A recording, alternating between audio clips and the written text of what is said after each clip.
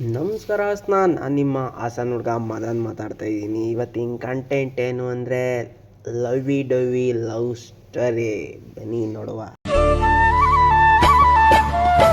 50ರ uncle 18ರ ಹುಡುಗಿ ಜೊತೆ escape.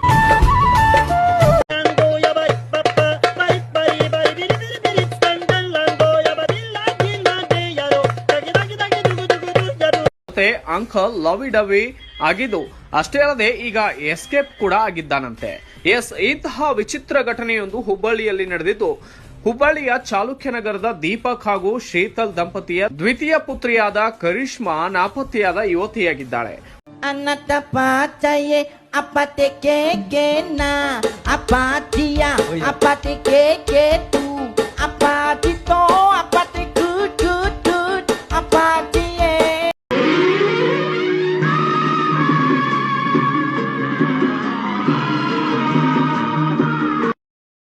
ಈ ವಿಡಿಯೋ ಏನಾದರೂ ಚೆನ್ನಾಗಿದ್ರೆ ಲೈಕ್ ಮಾಡಿ, ಶೇರ್ ಮಾಡಿ, ಕಮೆಂಟ್ ಮಾಡಿ. ಬಾಯ್ ಬಾಯ್.